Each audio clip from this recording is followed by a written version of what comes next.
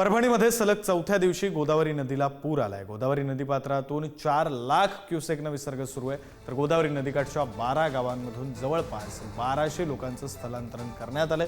गोदावरीच्या बॅकवॉटरमुळे हजारो हेक्टर जमीन पाण्याखाली गेली आहे। परभणीच्या धानोरा काळे येथून गोदावरी नदीचा आढावा घेतलाय आमचे प्रतिनिधी अक्षय मुंढे यांनी।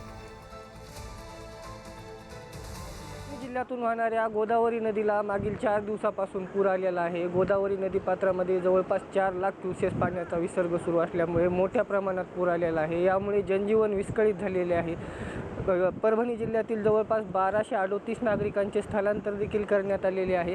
तर दुसरीकडे पूर्णा तालुक्यातील धानोरा काळे येथील गोदावरी नदीच्या पुलावरून पाणी वाहत असल्याने मागच्या 2-3 दिवसापासून पूर्णा पालम या तालुक्यांना जोडणारा रस्ता बंद आहे। त्यामुळे अनेक गावांचा संपर्क तुटलेला आहे। नागरिकांना प्रचंड गैरसोयीचा सामना करावा लागत आहे।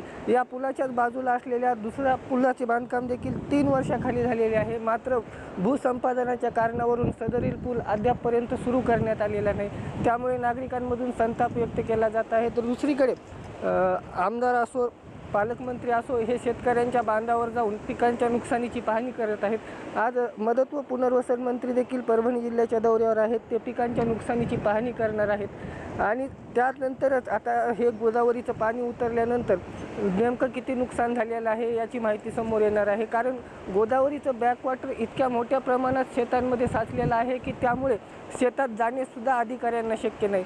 परिणामी आता हे पाणी उतरल्यानंतरच या पिकांचे पंचनामे होणार आहेत। आपण जर पाहिलं तर हा रस्ता आता बंद आहे। जवळपास 17 गावांचा संपर्क तुटलेला आहे।